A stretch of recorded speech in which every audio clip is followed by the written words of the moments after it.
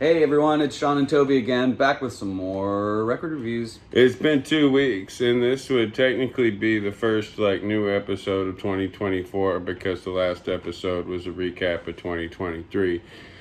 But this year has really started off with a bang. Today is February 3rd, and oh my God, January was full of kick-assness, you know? It really was. And I think there was a lot to digest as far as last year's records go, so it took all of January for me to kind of process Half everything. of January we were trying to figure that out, and then so the second 2 weeks we were trying to get with. We have a whole bunch of releases today. This looks like about 7 or 6, but we'll try to get through them quickly. So we've seen some shows, right? We saw Escuela grind at Mohawk. We saw that was awesome. That was really good. And we're going to be talking about Escuela grind. So, and then we saw Snooper at Radio East. Yeah, Radio Coffee Bar East. Okay, that was a cool venue. That was a great show. They were especially impressive live. Yeah, a lot of energy. They were making me tired just watching them. Like, they don't stop moving.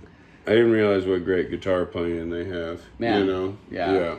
And then I saw Total Diamonds at the Chess Club a few days ago. And we're going to see them tonight in Elgin. In Elgin, yeah. And I know there was something else I was going to talk about. Another show? Yeah, something I saw. But it's all good. We'll move on to the records. All right. Oh, my God. So we're going to do the big ones first. And so a lot of people have been talking about this new Saxon album. And with good reason, because nobody's shit on it, because it's so fucking great. Yeah. Right? Do you feel the same way about it? Yes, I do. I'm torn between this one and Carpe Diem. Like, I don't think they could... I mean, they've got their formula on lock. Carpe Diem. Yeah, okay, so I went and there's a bunch of Saxon albums that are on sale now that got repressed. And Saxon, what is this? Like their 18th album or something? This is their 24th studio album. 24th album. So they've been going since 79, I think, putting out albums. And not all of them are great, but everything in the last 20 years since like 2000, I don't know when they got onto their form. There's like a bunch of metal bands that have like done this kind of trajectory where you start off great and then like you have some lost years and your label saying, you know, why can't you sound more like Def Leppard? And it's 1988 and then they're saying, why can't you put out a grunge album? And you know. And then, like, by the late 90s, they had been like, why don't we do all songs like the songs that people request every time they come that we got see us? popular for in the first place. Wow, what a fucking realization, you know? I mean, we saw it with Motorhead, Judas Priest, you know. Kiss would be the biggest example of this, probably, you know? Yeah, Kiss. Motorhead. They were quick to lose the plot. Motorhead's probably the best example. Yeah. You know, well, because Motorhead went from stadium rock to playing at, you know, very small venues in the 90s and then back to the stadium. You know what I mean? Which one? Judas Priest? No, Motorhead. Motorhead. Yeah, they played a bunch of clubs. But did Priest ever get so unpopular where they were playing small clubs? With the Rippers singing, they were tended to be in like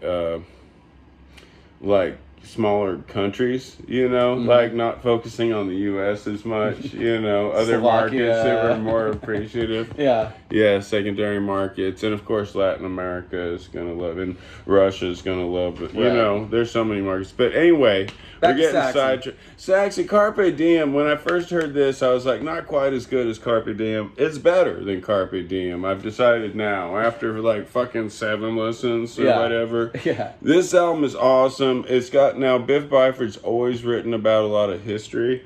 Mm-hmm. And and man, oh man, does he write about some history in this? Wow. There's like 2 songs that aren't historical topics, and it's like the first and last ones, you know, like the theme song Hellfire and Damnation, that's the name of the album.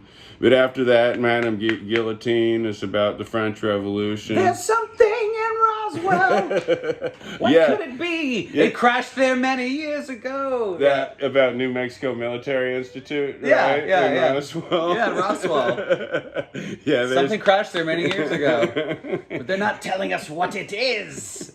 My dad always threatened to send me to that school. But of course, I told him I was going to set the record for how fast the person's been kicked out of that school.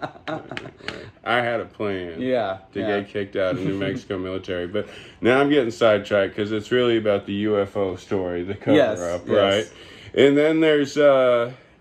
Fire and Steel is about how their hometown of Sheffield, England, was built around the steel industry, and and then Roswell, Kubla Khan and the Merchant of Venice is about Marco Polo meeting Kubla Khan and East meeting West for the first time in the 13th century.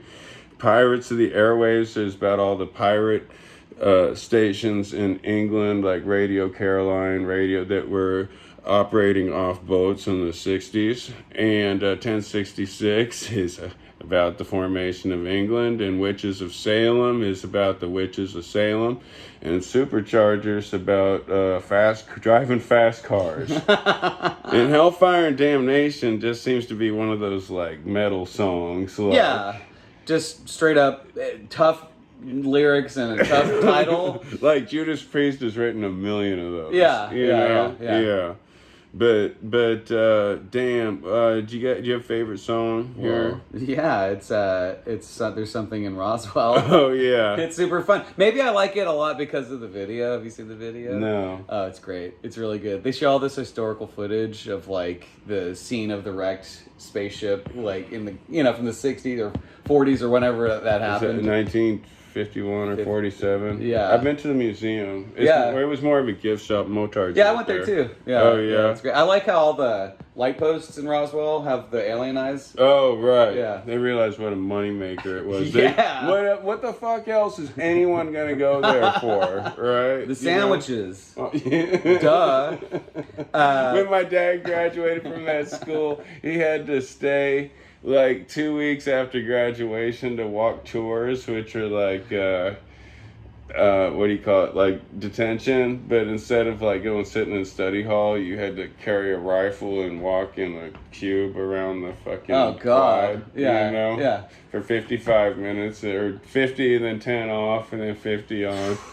Anyway, do they have a song about that? That's got nothing to do, except it was in Roswell, New Mexico, and that's all I think of when I think is Biff Byford a history teacher? I mean, this guy's book collection, I imagine, is like massive. Well, he's an you think old his band dude, gets tired of him talking about, like, hey Biff, can we just stick to figuring out our tour? But he always has to tangent with like the story of Christopher Columbus, he's trying to weasel in some kind of conversation about Gandhi, I mean, at a certain point, Enough, as Biff. you get older, I listen to more history, but I mean, I've got a bachelor's in history, so I love it, and so you and Biff would get along then. Certain a song like 1066, which might be my favorite. I think my two favorites are 1066 and Kubla Khan and the Merchant of Venice. But 1066, I mean, I could see like some high schooler's going to bring that into his history class because it's like what they're talking about that week, whatever. And the lyrics are really well written. Yeah, some high schooler's going to go, hey, my great-granddad was listening to this new Saxon record. Dude, I got in trouble for bringing it. What song did I brought in, for my English class in junior year, I brought in, Achilles' Last Stand, right? We were reading Greek mythology, and you can't understand any of the words to that song. It's like, wow, it's like, my teacher was so mad at me, Mr. Gray. He was like, don't you ever bring any crap like that in here, What a jerk. What are we going to read? I want to read Kubla Khan and the Merchant of Venice. Yeah, let's do it. Okay. Oh, also, Brian Tatler from Diamond Head has become a member of Saxon, and the production on this is so awesome. It's like so full. Everything sounds so great. I just can't believe that Biff Byford still sounds the way he does, man. That guy, he pummels the vocals. He's just so great. He can still hit everything. Okay. Yeah. Follow the Silk Road far to the east. Riches await you beyond your belief. Legends and myth. The powder of fire beyond the Great Wall, the world's greatest empire. Over the burning hot sands you search for the city of fire, to the courts of Kublai Khan and the temples of Xanadu. In the hall of Kublai Khan, you were the chosen one, merchant of Venice, the merchant of Venice. From the city on water to the great Chinese wall, your journey will take you to the last golden horde, to the emperor's great city and the edge of the world, a tale of adventure told from your words. You search from the land of the dragon, the silk roads will carry you there. To the court of Kublai Khan, to the temples of Xanadu, in the hall of the Kublai Khan, you were the chosen one, the merchant of Venice. The name Marco Polo, your legend survives. The merchant of Venice, we saw you through your eyes. Long hidden people where dynasty reigned. Science and artists, these wonders you gazed. Oh, and then they changed the color of the text. Yeah, that's hard. They go red text. Just keep it all white. Yes. Search for the city of fire. The trade winds will carry you there. To the court of Kublai Khan, the temples of Xanadu, to the hall of Kublai Khan. You were the chosen one, to the hall that repeats a bunch. Anyway, yeah, man, we learned something, right? Yeah. And I had to go read up, and it's full of rock and riffs, and the production's awesome, and I really love this record, and I think it's, you know... I hope Biff runs out of historical things to sing about, and then he has to kind of move his way up to like the 90s at some point. The 90s, remember the 90s. You listen to garage rock and nothing else. There's so much great music for you out there. The 90s. I don't know. Like, maybe we have a song. I don't know. Like, all right. Don't anyone go rip that off now. Right? Yeah, right. If I hear the 90s song at any show, I'm going to be really pissed We'll off. know. We'll know. You've been watching our episodes. Your ass is grass. Yeah, You rip off our great ideas. All right. So this is the next biggest one, right? I don't know what's big, but anyway, till I go see him. Lucifer 5. Or Lucifer V, if you don't know what Roman numerals If you don't know how to count Roman numerals. Anyway. The one before this was Lucifer Ivy. Ivy, yeah. So, Lucifer yeah. I was good. I've always described this band as an approximation of, first off, I love Lucifer, is Pat Benatar singing for Blue Oyster Cult. Yeah, wow, Right? that's a really good description. Uh-huh. I think that pretty much hits it. Yeah. And then some people, like I told Aaron that at band practice, and he's like, totally not sold. I'm not gonna listen to that based on your recommendation, you know. But the lyrical themes all, you know, like dark, occult, scary Halloween kind of stuff. Yeah. Where are they from? Sweden and Norway. We've got the guy Berlin. from the Helicopters. They're from Berlin. Well, the singer's from Berlin. I don't know. Oh, the rest of the okay. band is. It's the guy from the Helicopters. They're Norwegian, right? Swedish. They're Swedish. Oh yeah, Nick Anderson. Yeah. Yeah. Now he plays drums in this band, Right. But he writes all the songs with her. And what's her name again? Her name is Johanna Sadonis. And she's so great. Yeah, she kills it. You know, Right. this is the trajectory, like, I could only wish Heart would have gone into, where if Heart would have gotten a little more heavy, you know. But, like, this does, like, yeah, this is like Heart meets Black Sabbath. This reminds me of, like, in the very, very early 80s when, like, hard rock hadn't quite turned into, like, heavy metal. It's, like, scary, like, kind of spooky hard rock, you know, which is awesome. Do you have a favorite song on this? Yeah, my favorite song is... Oh, okay. 1, 2, 3. At the Immaculate Mortuary. Heart. What? Okay. Which one? Immaculate Heart. Immaculate Heart. That's really good. Yeah. But at the mortuary, but she says mortuary. Mortuary. At the mortuary. That song's awesome. Yeah. Riding Reaper. There's really no stinker on this at all. The coffin has no silver lining. Like, that riff is like almost like a Rat riff, you know? Right. In It's fact, really slick. it could be verging on You're in Love by Rat, but then it goes a different direction, you know? They have a video So- for Coffin Has No Silver Lining. Slow Dance in a Crypt.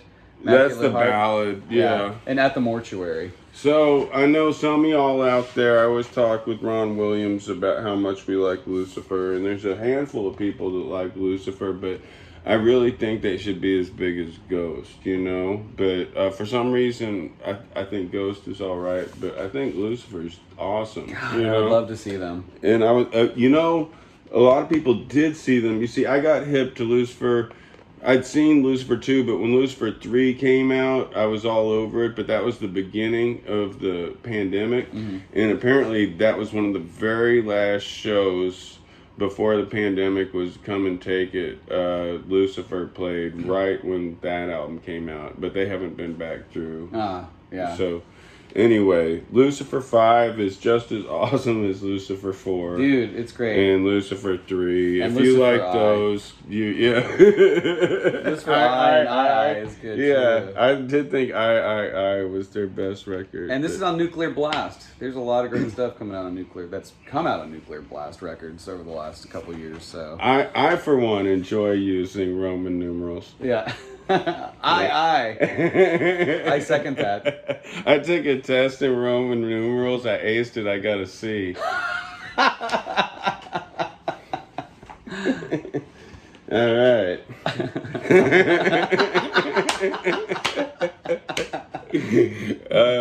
Okay. I got an LC. Wow. Yeah. Oh man, my grandfather was such a great bowler. He once bowled a 301. How did he do that? Has anyone ever bowled a 300 and lost?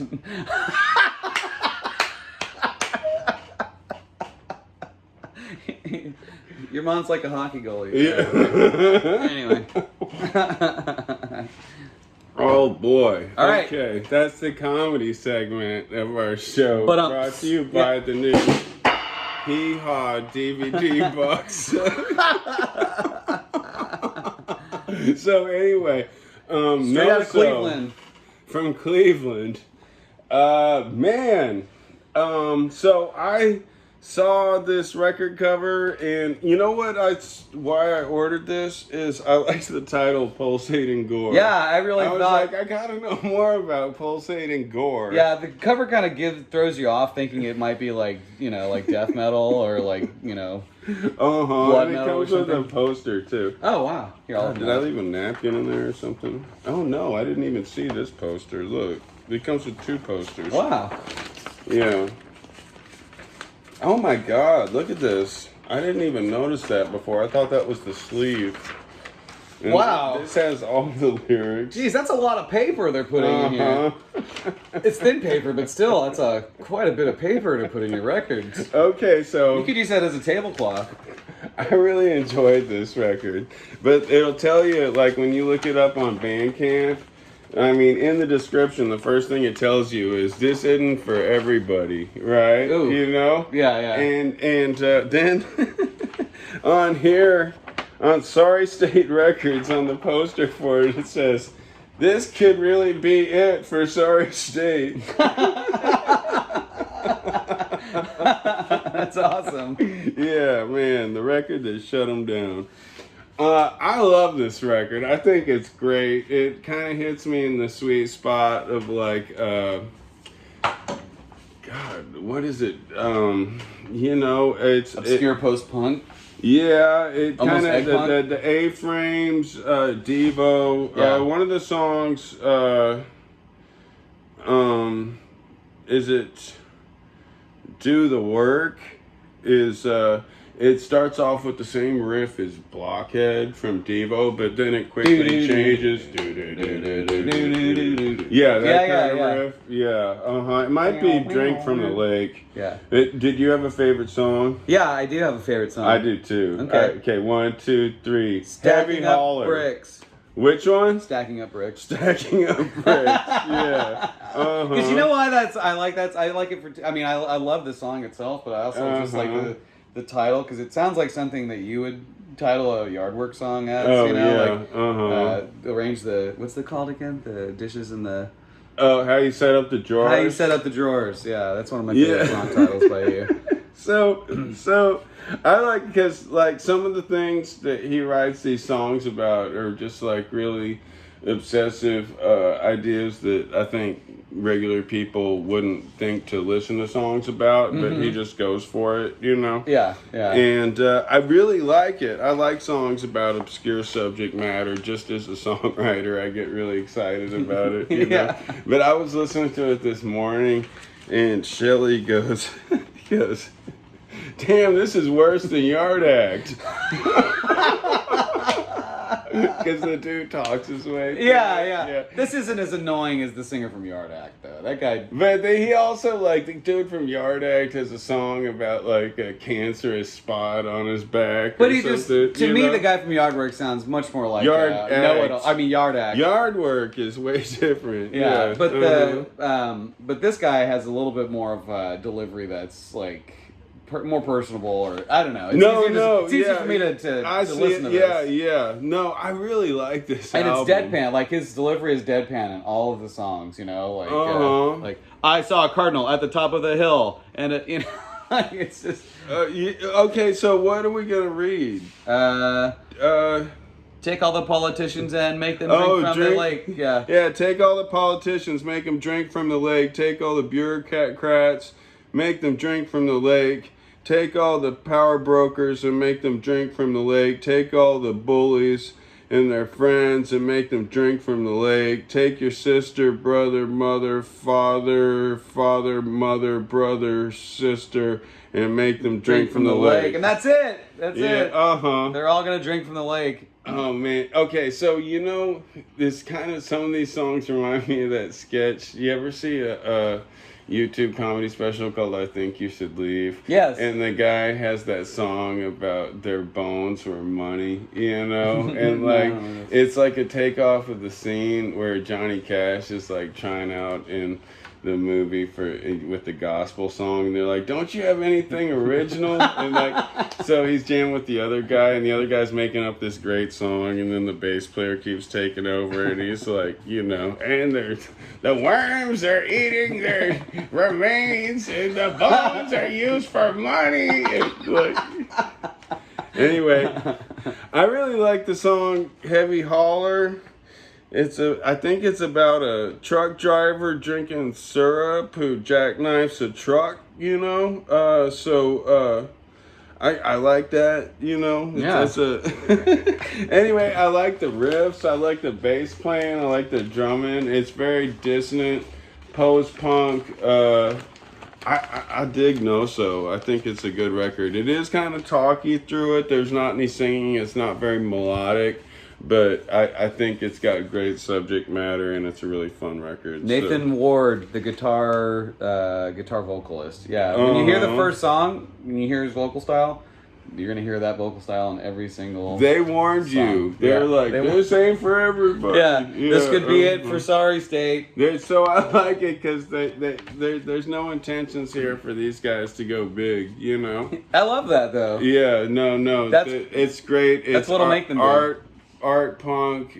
I would love to see these guys live. I don't know if they play live. It looks like it's mostly two people, and one guy. But then the drums by Jason Gerzes, agrees, and additional vocals by Rain Blakeman. All right, Nathan Ward. Yeah. All right. Yeah, fun stuff. Pulsating Gore from Cleveland. Yeah, man, Cleveland represent. All right, so now we're going to go all the way from Cleveland to Springfield, Massachusetts. Pittsfield, Massachusetts. Massachusetts. That's still in Western Massachusetts, right? I don't know. I think that's just a jump-off point to tour a lot for these guys because they're on the road constantly. Yeah. And we saw them last week, and I was so worried about Katarina, the singer, because she was in a neck brace, and she apparently really hurt herself in Dallas the night before. Right. She was still getting all these people up on stage to like stage dive, and she was still headbanging, and she looked like she was in a lot of pain. Yeah, I mean they sounded great. For some reason, they have another bass player, which seems kind of superfluous, and I love bass. The guy's great. An extra bass player. Yeah, two bass players. Yeah, nothing against the dude. He ripped it up. Yeah, but I wouldn't have picked bass for the extra instrument. Actually, they were perfect. Yeah. And they're still great, and I'm glad to see that they got bigger. I mean, because we saw them like the first time they came through town, and it was kind of like howdy, you know. Right. I mean, and now like they sold out the inside. Right. Mohawk, which was cool, and there were a lot of people there, and they seemed to be well appreciated. So they have this new EP out. It's got 4 songs, and it's called Death Metal. It's called Death Metal, and it's very deathcore. Yeah. Right. Yeah, exactly. It's deathcore. just the theme of this EP, and it works. I mean, I dig it. Katarina sounds as growly as ever. like a dude. You Yeah, know? yeah. Like a low singing dude. Maybe she's singing through some effects. Man, it's rocking. Do you have a favorite song on this? I do. 1, 2, 3. Meat Punishment Magnet. Ritual. I like Okay. Meat Magnet too. That's the obvious one, but I like I Punishment know. Ritual too. But the thing is, it's a hard pick because there's 4 songs and they're all great. Yeah. Right? Yeah. So there's Ball and Chain, Punishment Ritual, Abysmal Plan, and Meat Magnet featuring Barney. from Napalm Death. It's So cool. Can't lose. No, right? no, it's super heavy. It's probably the heaviest Escuela grind record to date. You know? It's the heaviest one. yeah. A lot of fun. Does not disappoint at all. Yeah. These guys don't stop touring. Love I don't know this how they do band. it. They're always on the road. I totally admire them. I think they're great. They're Such a all good over the band. United States. They were even in Germany last year. So I mean, if you don't catch, They're Escuela playing in grind, New York the night I get there in a couple weeks. you must have to live in a very obscure, Yeah. low populated state When to they not come- see Escuela grind. When they come near you, go see them because they're a touring machine and they're so impressive live. And I think they're really one of the most promising bands out there. Yeah, you all know? super talented. But yeah, they had 2 bass players. It was, no, don't know if they needed it because they both killed it, but anyway, maybe get 2 guitar players. next It time. was a good show. I was worried about Katarina. I hate, man, certain, I mean, I get worried. The older I get, like, I have to look away when the kids are stage diving and stuff. Oof. Fortunately, the only kid stage diving weighed about 70 pounds. Yeah, you lifted him up, right? Yeah. Okay, so, yeah, there should be a weight limit on crowd surfing, and it should be seriously 120 pounds. Yeah. Right? Yeah. If you're anywhere over 125 pounds, like, you really have no business jumping on top of everybody. Yeah. And I'm saying that as a 53-year-old dad. Yeah. You know? Like, whatever. But, okay, so, Escuela grind, ripped it up. But what if Okay. you're like 250 pounds but wear like bubble wrap? It- Or not- sumo You're gonna outfit. crush some people. Yeah, so, now we're coming back home. Mike Nikolai, Hunter Darby, and Travis Garoffa. He's the only one I don't know for a long time. But anyway, this album, The Stairs. Oh my God! So give me your thoughts on this. Man, this to me, like, it was a throwback to, I immediately thought of like the Pogues meets the Saints. Just in Mike's delivery and his vocals. Almost like when Social Distortion was good, like the second record, But no, this is great music, well written.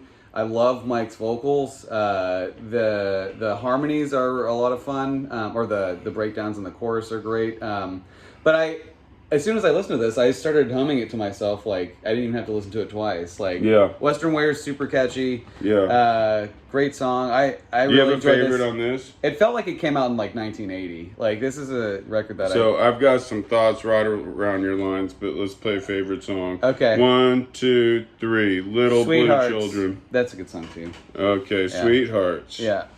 Oh yeah, the whole first side. I mean, the whole record's good. The whole first record's side's bangers all the Yeah, way through. exactly. So okay, when I listen to this album, what I think about is late '80s. I know Mike's from Minneapolis, and I think of all the twangy bands in the '80s that I wish had. You know what I think about a lot when I listen to this album is I really like the album. Hang Time by Social Distortion. I'm sorry, by Soul Asylum. Oh, okay. Sorry, I got tricked up because you just said Social Yeah, Distortion. yeah, I was by like, Soul oh, wow. Asylum. Hang I Time don't know by that Soul record by Soul Asylum. Distortion. Uh-huh. But, okay, so it's, twangy late 80s hard rock album. But it makes me think like, man, wouldn't Hang Time be awesome if it had an $800 production instead of like a $100,000 production? Yeah. Because a lot of those bands, when they got to the big labels, started playing with those like gated drums and all those And it like ruined their sound. 80s production settings that fucking ruined it, you know? Yeah. Like bands like the Buckpats or whatever had to have giant Phil Collins U2 drums, you know? Yeah. So anyway, when I listen to this, I think I like in my mind I'm immediately going to like sitting in my room in late 80s listening to cassette of oh my god, Hang Time. How about Let's Active? It's got that thing, you know, a little bit of a Big Star. Who else was I thinking of when I listened to this thing?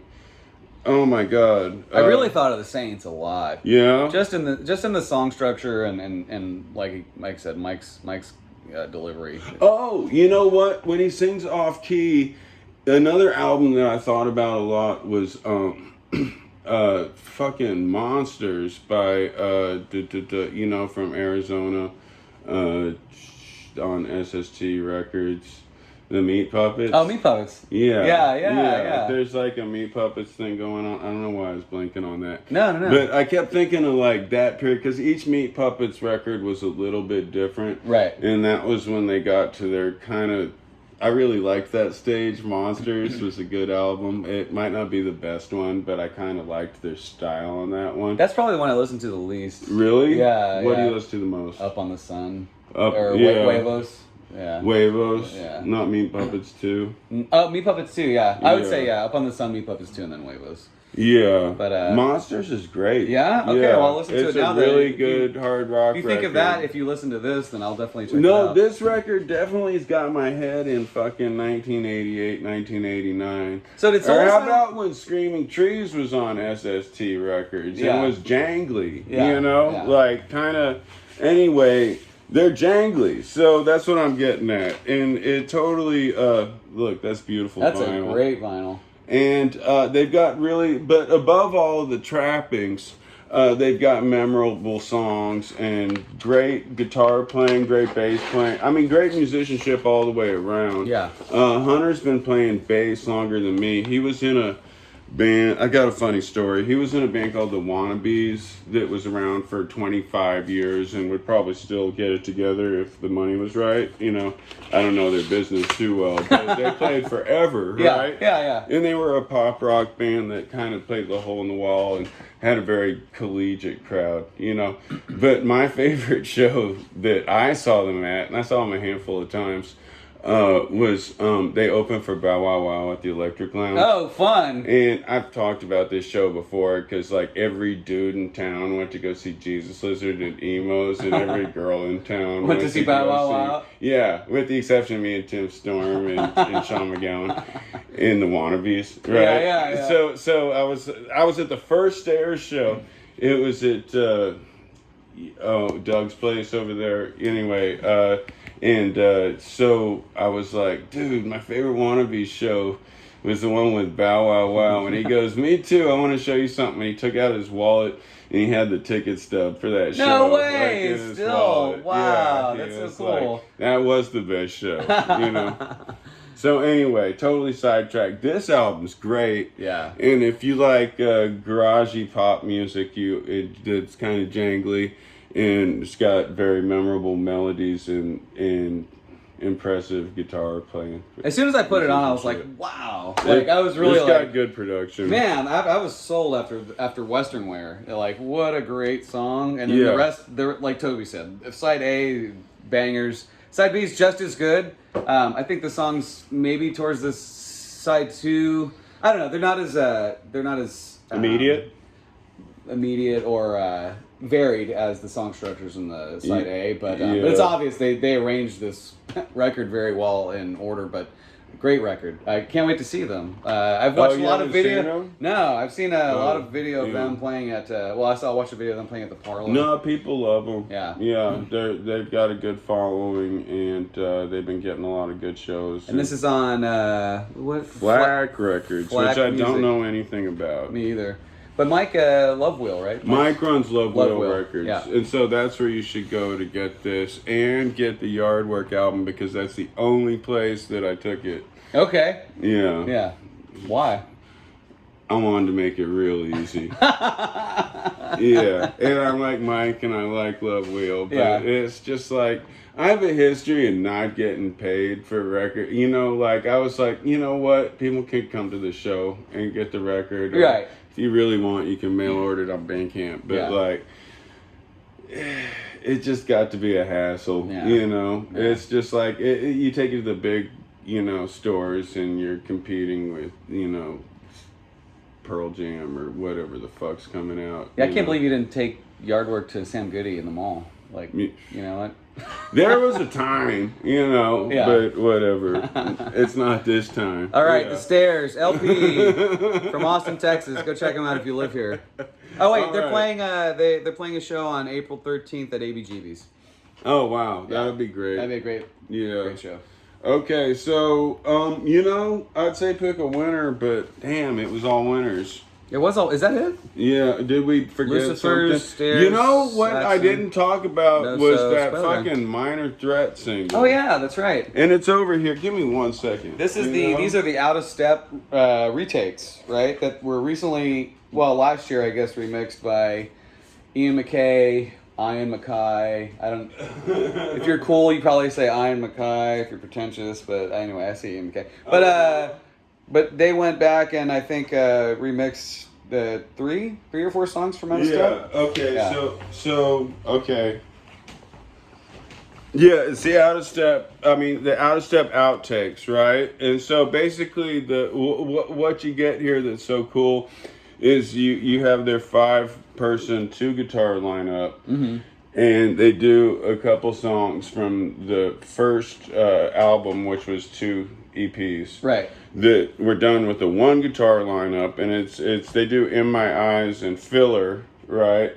And then the Addams Family is not. Here's what I don't get, because that song's on Out of Step. It's the second part of what's the song where it's like, we don't care, we don't pose, we'll steal your money, we'll steal your shit. Yeah. And then the last part of that song where he's like, there's no place like home. Yes. There's no place like home. So where am I? That's this part. That's Addams Family. Oh, dun, dun, dun, dun, dun, yeah, so it's just them playing that part. Right. But that's already on Out of Step. Right. But whatever, this is a different version of that. Yeah. Right? Yeah.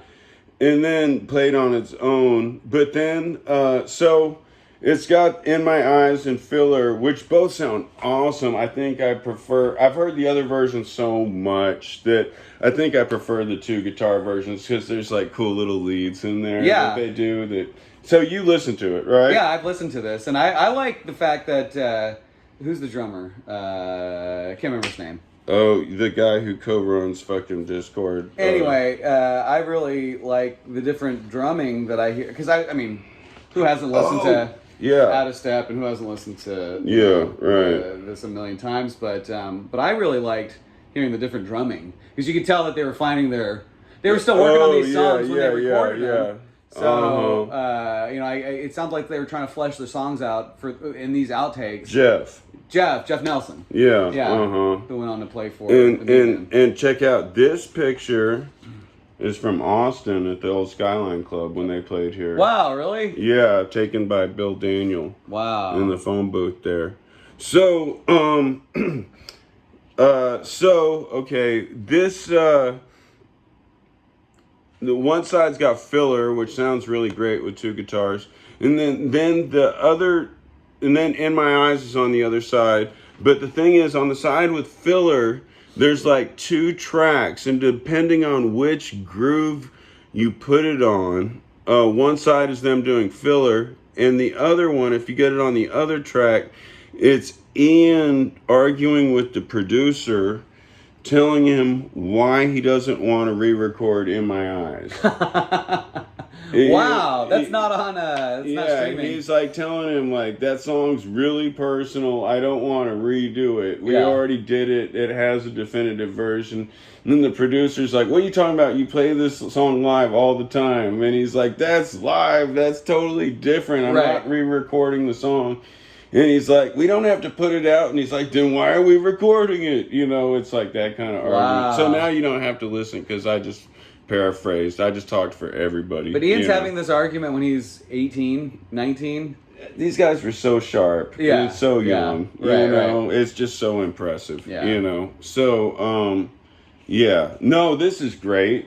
Yeah, I really enjoyed it. I've rocked it out a bunch of times. It's cool to hear a fresh take on some songs you've heard a lot. Yeah, you know? exactly. Yeah, 100%. Yeah. So where am I? Yeah, good stuff. Yeah. All right. So, oh yeah, and then this is from 2023, but I got this the local band Sammy Helix. Oh, okay. And this single, Jeannie Friedman, Mike Coda, and Valdemar Barrera.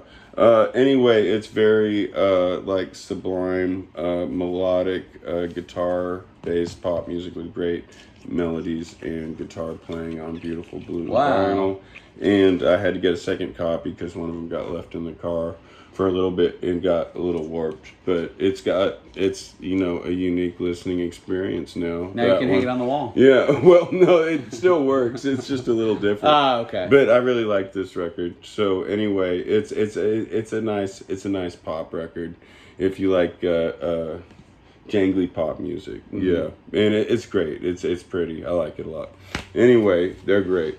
So okay, that's it. We got 41 minutes.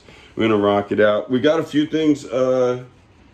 This is actually, it says it's from 2023, but we're gonna be playing. Both of us are gonna be playing with Sex Max coming up. Yeah. And you've seen him a few times. No, I've never seen him. Oh, okay. Yeah, I've never seen Sex Max. I've missed him every time. So I haven't got to see him yet either. But anyway, we'll talk about that later. Yeah, Alien Snatch Records, Sex Max. Yeah. So you want to plug that show? Yeah. So the South by Southwest Alien Snatch unofficial records. So Alien Snatch Records unofficial South by Southwest showcase will be on Sunday, March 10th at Textune Automotive. And let's see if I can remember all the bands. And Textune is going to be on Amtree Boulevard, really close to Ecstasy Lounge. That's the main marker I can think of. But it's going to be Electric Babies, my band. We were the Forfeits at my last show, and now we're Electric Babies. Second show with the second name. Second show, second name. Come to our third show. We'll have a third name, and it's going to be Electric Babies, Total Diamonds, Yard Work, Deadites, Eerie Family, Sex Mex, and Cruel Summer Texas. Not in that order, but those are all the bands that'll be playing. Oh boy! 11 to 8 p.m. at Textune Automotive. I was gonna say Tex-Mex. Hey, can you see this set? It's not the electric set anymore. It's the Questlove Pocket Kit. Anyway, so you're really stepping it up. All right, let's do that one we were doing. Okay.